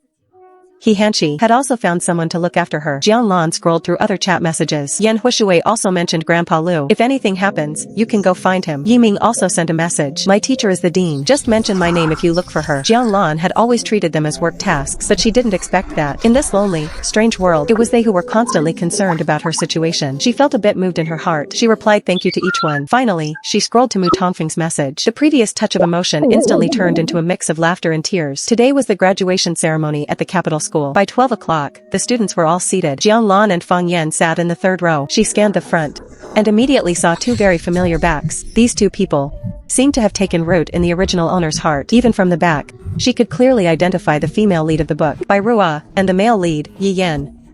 They had been in university for 4 years, and the original owner had a crush on Yi Yan for 4 years. Her eyes inexplicably turned red. She looked away, trying her best to ignore the reaction of the original owner's body. After the speeches on stage were over, Bai Ruo and the male lead, Yi Yan, went onto the stage together. Hand in hand, they announced the happy news. Bai Ruo would soon be marrying the second prince. The admirers below the stage were beyond envious. The second prince's S-rank mental power, and Bai Ruo's fertility value of 45. These two were a very good match. However, some people also felt regret. If the first prince, Yi Ming, hadn't suffered a mental collapse as a powerhouse with 3S mental power, such an outstanding female would have been most suited for him. What a shame. But for now, parents were flocking to congratulate the Bai family. The Bai family was currently ranked outside the 4 great families. With this union with the royal family, they were likely to enter the empire's 4 great families. As Bai Ruo and Yi Yan walked off the stage hand in hand, Jiang Lan understood. This was a royal press conference disguised as a graduation ceremony. Fang Yan, seeing her staring blankly at the stage, asked worriedly in a low voice, "Are you okay? If you're sad, you can lean on my shoulder." Jiang Lan shook her head. "I'm fine." Seeing that Fang Yan didn't quite believe her, she smiled. "Don't worry, I really don't like him anymore." "Really?" Fang Yan nodded half-doubtingly. Fortunately, it was soon time for them to go on stage for their certificates. 10 by 10, Jiang Lan, Fang Yan, and the female lead were in the first group. Bai Ruo scanned her gaze in their direction, her eyes lingering on Jiang Lan's face for a split second, before looking away as if nothing happened. Jiang Lan didn't notice this gaze. She followed the cue and stood in the middle of the stage, waiting for the dean to present the certificates. The dean of the Imperial Capital School was a female. She wore an elegant silk qipao in emerald green. Her face looked very kind. The dean had a few fair words of praise for everyone, but she lingered at Jiang Lan's position position for a long time. Student Jiang Lan, under the dean's gentle and kind gaze. She blushed in embarrassment again. It was like a reflex from military training. Keep it up. I've heard Aiming and my husband mention you. They both speak highly of you. Wait, the dean's husband. It couldn't be one of those in the S-rank district, could it? It's the old man you met yesterday. So it was Grandpa Liu. Scared me to death. I thought.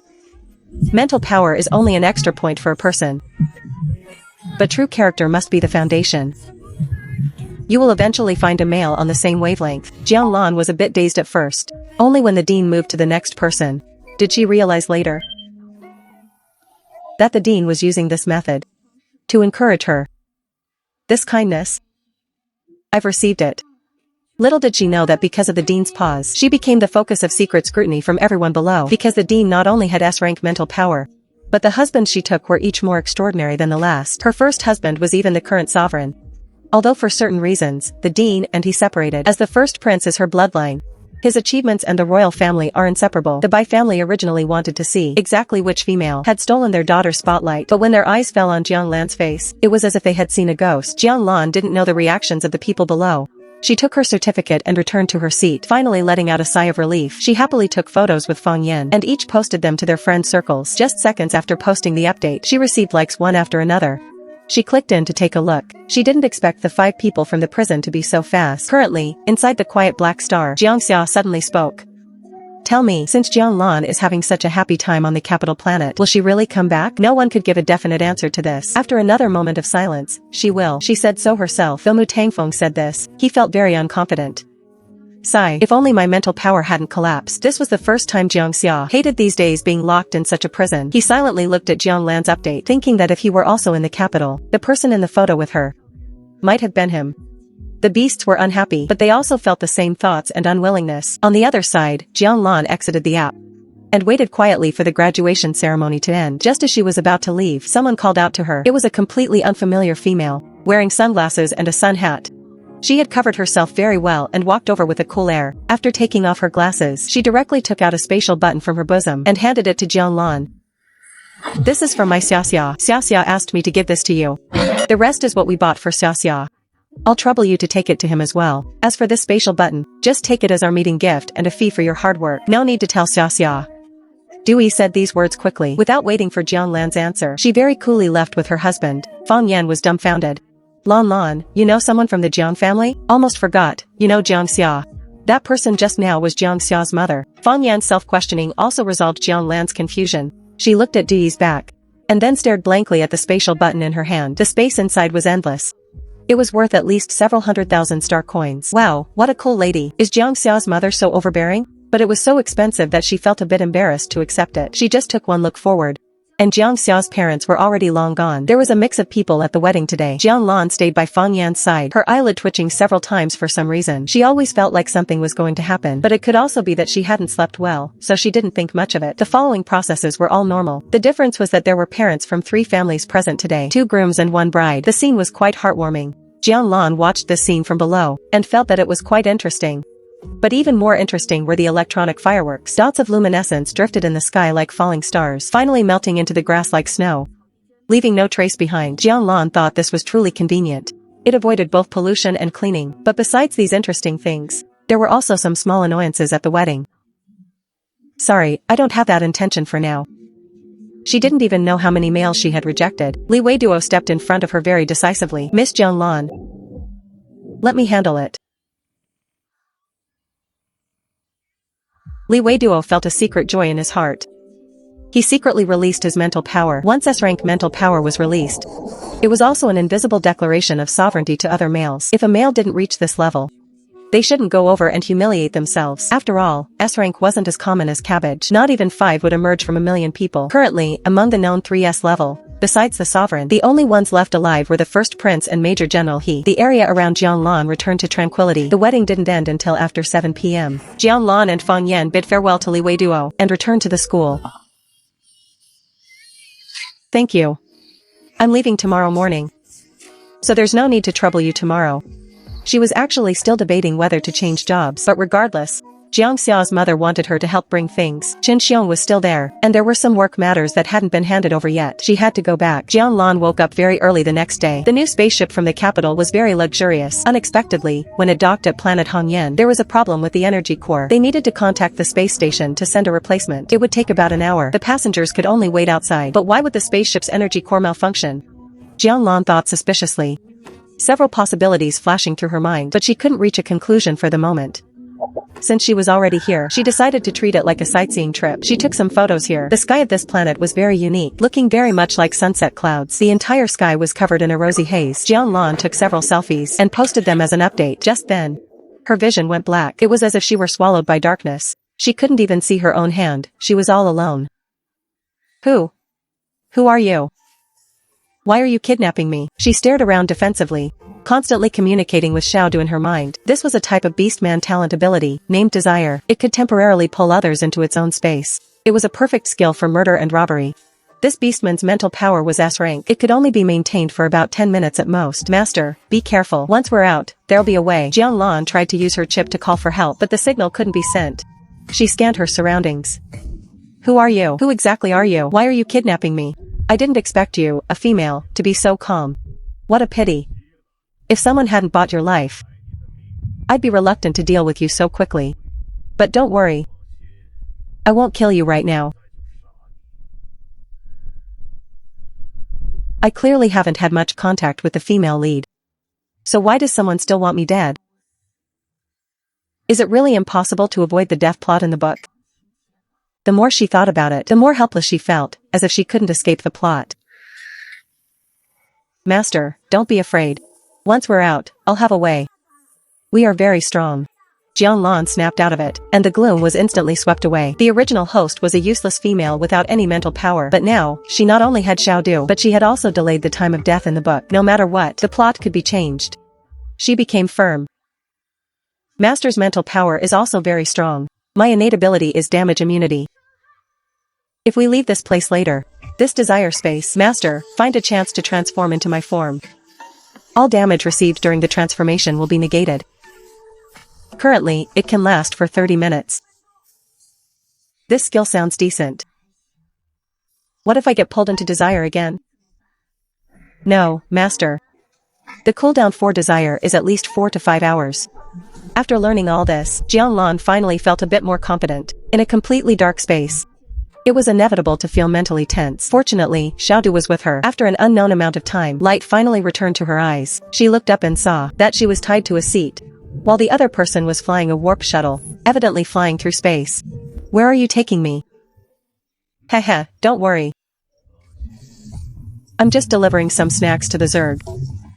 At the mention of the Zerg, in an instant, the nightmare of the original host dying with only her head left returned. Jiang Lan's expression flickered for a moment. She wanted to offer double the price to buy her life, but the other person was extremely principled. He remained unmoved no matter what she said. She could only save her breath. She looked at the chip on her hand, but her hands were tied separately, and she couldn't touch it at all. Meanwhile, when the staff on planet Hongyan's ship did the head count, they finally realized Jiang Lan was missing, and immediately reported it to the spacetime warship. At the same time, they contacted Jiang Lan's emergency contact. Fang Yan, how do you guys work? You even managed to lose a female. If anything happens to my friend, I'm not finished with you. But Fang Yan was still uneasy. She suddenly remembered that Li Wei Duo was one of Major General He's men, so she also told him about Jiang Lan's disappearance. She wanted to go with Li Wei Duo, but the warp shuttle could only hold 2 people. If they found Jiang Lan, there wouldn't be enough space. Li Wei Duo rejected Fang Yan's proposal, hung up the communication, and immediately launched the warp shuttle. He also synchronized the report to He Hanchi. Who did you say disappeared? Jiang Lan? Didn't I tell you to protect her? I'm sorry, Major General, I didn't expect Miss Jiang Lan to have a problem on the return ship. I have already contacted the army. The Mu family also seems to have brought people to search. There's also Su Shoubia's spacetime warship. We will definitely find Miss Jiang Lan. Li Wei Duo felt even more guilty and self-reproachful. He had failed the Major General's trust. He Hanchi tried hard to suppress the anger in his voice. Have the people on the ship investigate why the energy core malfunctioned, and focus on checking if there were any other warp shuttles on planet Hongyan to determine if they left the planet. Finally, investigate the other missing male.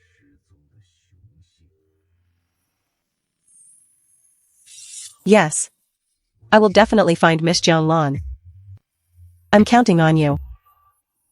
Major General, he used a pleading tone for the first time. Li Weiduo was so shaken, it was as if he heard his own heart breaking. The communication between the two ended. The news of Jiang Lan's disappearance was soon known to everyone in the prison. Every one of them was anxious, but they were trapped in prison and couldn't get out. They could only contact their connections. Mu Tangfeng hurried to contact his parents. His parents finally confirmed that Jiang Lan was the missing female, and she was clearly not ordinary to their son. Mom, you must find her.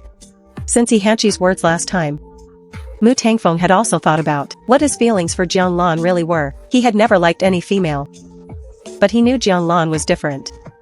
He was worried about her. The others were not to be outdone. Yi Ming directly contacted his mother, the principal of the capital academy. Jiang Xia also informed his parents. As one of the 4 major families in the capital, the Jiang family was famous for its mercenaries. These people could all be sent out to find Jiang Lan. Yan Hushui notified the old man, Lu Dingfeng. As soon as Lu Dingfeng heard, he finally had a reason to lead troops out. The boring life after retirement had almost stifled him. The principal hadn't allowed him to lead troops personally before, but it was rare for his son to seek him out, and for such an important female, he no longer stood in the way. Thus, the search team grew unconsciously, with various parties joining forces with the spacetime warship. On the other side, the warp shuttle slowly descended toward the trash planet. At a distance of about 10 meters from the ground, the man in black heartlessly grabbed Jiang Lan and shoved her out of the warp shuttle, quickly leaving the area. Jiang Lan's restraints were undone, but she had no time to be happy, looking at the rapidly approaching ground, and the Zerg running toward her from the distance. Even if she wasn't eaten, she would be smashed to pieces falling like this.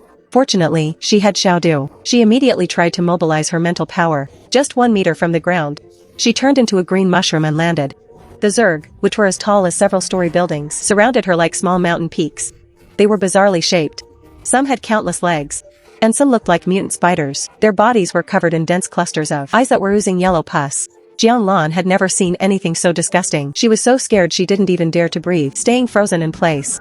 Fortunately, the mushroom was small, and she had rolled into a gap in the trash earlier, so the position was quite hidden. These giant insects circled around the spot where she had landed. After patrolling for a dozen laps, perhaps because they didn't smell the familiar scent of meat, they finally left with unsatisfied lingering. Jiang Lan didn't waste time. She immediately sent her location to Feng Yin, as well as Li Weiduo. Fortunately, the chips of this era were implanted into the flesh of the wrist, so they wouldn't be lost even if beast men transformed. She saw many messages in her communications, but her current location wasn't safe enough.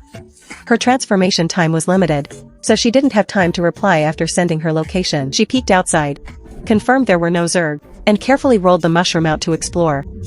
She had just used an AI tool to estimate that there was an abandoned building about 1 kilometer away that had once been a temporary base for the trash planet managers. Maybe there were some weapons she could use to protect herself, but the surrounding vegetation was desolate, and it was almost completely barren. Without the trash to block her, the bare landscape felt very unsafe. She couldn't help but speed up. The moment Feng Yan received Jiang Lan's location, she sent it to Li Weiduo. When she saw the location was on the trash planet, she almost cried from anxiety. Jiang Lan's mental power level was so low, and the trash planet was now full of Zerg. She simply didn't dare to think about what Jiang Lan would encounter. She tried to send a message, but she still didn't receive a reply. When Li Weiduo saw this location, he became extremely anxious. He immediately sent the location to the relevant personnel, accelerating the warp shuttle while communicating the latest progress to He Hanqi. He Hanqi's heart skipped a beat at the news. A sense of panic, as if he were about to lose something, suddenly filled his chest. He tried to keep himself calm. Did you bring a mecha? The pollution on the trash planet is severe now, and there are many Zerg. It's very difficult to save someone single-handedly. Hearing that Li Weiduo had brought one, he was a little relieved. How far are you from the trash planet now? About 35 minutes. That's too long. Jiang Lan's mental power is very poor. There are so many Zerg on the trash planet. Every minute that passes increases her danger. He Hanqi hung up the communication and then called another person. By phone. Take teams A and B to the trash planet immediately. You must bring Miss Jiang Lan back alive. By phone, stationed at the border planet, was currently the closest to the trash planet. About a 12-minute flight away. He Hanqi told the others the latest situation. Hearing that Jiang Lan was on the trash planet, the hearts of the beastmen in prison all hit rock bottom, falling into their own states of tension and worry. Fortunately, Yan Huishui had been to the trash planet once 10 years ago. He knew there was an underground base there where she could hide. They were thinking too much, and their hearts were very heavy. They sent messages one after another. After all, Jiang Lan was a useless female who didn't even have mental power. She probably couldn't even last a few seconds against the toxins. On the other side, inside the trash planet, Jiang Lan had navigated to that abandoned building. Nearly 20 minutes had passed, but the abandoned building in front of her her was in ruins. She searched around but found no trace of a weapon. Fortunately, a few minutes later, in one of the rooms on the third floor, she saw a collapsed bed. There was a mask in the bedside table. Her eyes lit up. Relying on her small mushroom form, she squeezed into various gaps to search for things, but there were no weapons. She was a bit disappointed, seeing that the mushroom transformation time was about to expire. She could only go back to the room with the mask first. Just as she entered, she reverted to human form. In an instant, the foul smell in the air rushed into her nose. She coughed heavily, her vision spinning. She fumbled to quickly put on the mask. In just a few seconds, her whole body felt limp. The feeling of suffocating from lack of oxygen made her gasp for breath. Xiaodu emerged concernedly from her sea of consciousness. "Master, are you okay?" Jianlan couldn't speak. She nodded and then shook her head. It took her quite a while to recover. Suddenly, as if thinking of something, she quickly took out perfume from her spatial pouch and sprayed more than half a bottle. After completely covering her human scent, she finally breathed a sigh of relief, but it seemed a bit late. Heavy and massive sounds came from downstairs. The Zerg were particularly sensitive to food. She had only been on the ground for a dozen seconds earlier, yet so many Zerg had gathered. She couldn't imagine how many she had attracted this time. She struggled to get up immediately and ran quickly toward the third bedroom, hiding in the closet at her fastest speed. Xiaodu followed closely, passing through the closet. He was a bit scared by the sound of the ground vibrating. Subconsciously huddling close to his master, Jianlan held him in her arms, then slowed her breathing slightly to listen to the movement outside the room. The building's vibrations kept increasing. The Zerg were gradually approaching. She pressed herself tightly against the closet, clearly feeling that the closet was also trembling, along with the building. Fortunately, the Zerg were too large to enter the building. They seemed to be patrolling, their eyes peering in through every window. From time to time, they twitched their noses, searching for the source of the scent from earlier. Jianlan unconsciously held her breath. Xiaodu was also very nervous. "Master, if they come in later, I can go over and lure them away. They can't eat me anyway." "Okay." Jianlan nodded slightly. Suddenly, something fell onto her head, painful enough to make her see stars. She quickly covered her mouth, nearly crying out, watching the situation outside through the closet gap. Fortunately, her perfume was useful. The creatures didn't smell her human scent, and they all ran out soon after. She didn't move. Only after a long time, when it was completely quiet outside, did she quietly heave a sigh of relief. Having a rare moment to breathe, she opened her chip. First, she reported her safety to those who cared about her. Looking at the messages on it, she hadn't expected that her disappearance was known even to the 5 people in the prison. They had even asked many people to help her. There was a message from Yan Huashui. The interface said a lot. He told her to find a gas mask and hide her body scent first. He also mentioned that according to the map navigation, the research academy could be found on the trash planet, and there was an underground base that used to be a research lab. It was quite solid, so the Zerg couldn't get in. Jianlan searched for the location. It actually overlapped with this abandoned building. It seemed she was lucky after all. She decided to find the underground base first. She turned off the chip and touched her aching head, looking at the thing that had fallen beside her. It was actually a mechanical gun. It was truly a silver lining. She looked up. It had been hidden in a secret compartment of the closet. No wonder she hadn't found it before. She fumbled with it for a while, and after briefly familiarizing herself with the operation, ensuring she could use it if she encountered a Zerg, she then walked downstairs. She was currently on the 3rd floor of this building. Every step she took was accompanied by drifting dust, making her heart pound with fear. Fortunately, she reached the 1st floor without any danger. Yan Huashui said, "The most dangerous place was the safest place." The entrance to that research academy was right behind the bookshelf in the entrance hall. One of the books was the activation device associated with the entrance, but 10 years was too long, and he had forgotten which book he had accidentally opened back then. He only remembered it was roughly in the middle section. The hall was too empty, and she could see the outside at a glance. Jianlan felt increasingly unsafe, wishing she could hide back in the closet from earlier. She pushed aside her messy thoughts, asked Xiaodu to help her keep an eye on the situation outside, and then opened the bookshelf. She took a rough look. There were about several hundred books here. Looking at them, she felt her vision go black. How am I supposed to find it? After a few minutes of busy searching, she had only cleared a small space. This won't do. And the noise is too loud. She remembered there were Zerg underground too. This sound might draw them out. Jianlan thought for a while, then suddenly, "Xiaodu, can you pass through walls?" She remembered when she was hiding in the closet. That was how Xiaodu had come in. Xiaodu nodded. "Yes, master." "What's wrong?" "I have an important task to give you.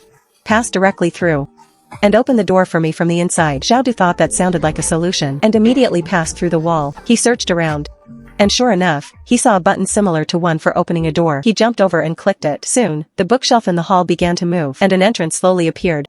Jianlan ran over quickly. "Xiaodu, you're the best."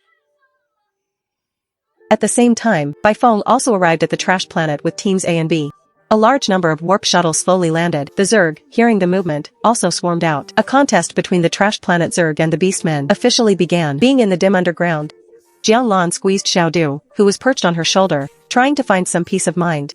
She carefully walked toward an open corridor outside. But she didn't forget to first reply to Yan Huishui's message, telling him that she had already arrived at the underground base. Yan Huishui also breathed a sigh of relief in his heart. He immediately replied, "This underground base was created in the last 2 years. The security is very good, but you must be careful. This place used to mainly study Zerg, and some labs inside still have some locked up." After Jianlan saw this, she couldn't help but pause. "Then will they escape?" "No." But Jianlan had obviously already been frightened. She turned back to the vicinity of the elevator entrance. Who knew if the Zerg would mutate? Keeping her life was more important. She guarded the elevator entrance, looking at the chip. Now she finally had time. She sent a message to Yihanshi to tell him, "A rescue team has already come outside. Just wait patiently for a few minutes." Jianglan, Li Weiduo, and Jiang Xia all said the same thing. Even Grandpa Lu, who she hadn't known for long, had sent her critical information. After a day of running and hiding, Jianglan had long since turned into an ugly duckling. In addition to the strong smell of perfume, there was also the stench of garbage lingering on her. Looking at message after message on the screen, it seemed that after being displaced for a long time, she had finally found a warm home. She no longer had to wander. Her eyes quietly reddened. Xiaodu, sensing his master's emotions, gently leaned over and pressed against her mask. "Master, don't cry." Jianglan watched him twisting and turning in front of her, and couldn't help but laugh through her tears again. "Xiaodu, if you keep rubbing, my mask is going to turn black." Because the mental entity and the host shared senses, the little mushroom had also turned into a dusty gray one. Xiaodu chuckled shyly, and then squatted back on her shoulder. Jianlan gathered her emotions, and seriously replied to everyone's concern. Immediately afterward, just as she recalled Xiaodu, she heard the sound of the elevator descending, but since she didn't know exactly who it was, she still carefully retreated toward the corridor. If something really went wrong, there was still a path to run away. The elevator door opened again with a ding. Both sides were very defensive, silently raising their guns, then lowering them after seeing each other. The captain of Team B spoke up, asking, "Are you Miss Jianlan?" Jianlan nodded. The captain of Team B looked her up and down. At the gun in her hand and her mask, they were all obsolete models from over a decade ago. Clearly, this female had scavenged them on the trash planet. Admiration and surprise flashed in his eyes. He asked with steady concern, "Are you hurt?" Jianlan shook her head. She was all right. Seeing her bedraggled state, they instinctively surrounded Jianlan to protect her. They left the underground base, and after a night of rest at the border station, Jianlan, under Yihanshi's arrangement, boarded the Liqian spaceship with Li Weiduo. The Liqian spaceship was exceptionally fast. In just about 3 hours, the two of them arrived at Black Star. It was already past 11 p.m. Since they were already there, Li Weiduo planned to visit the Major General. Though only 5 short days had passed, to Jianlan, it felt like 5 long years. To her, this wasn't just a place of work, it was her home in this world. She headed to the prison, together with Li Weiduo. Despite the late hour, no one in the prison was asleep. "Everyone. I'm back."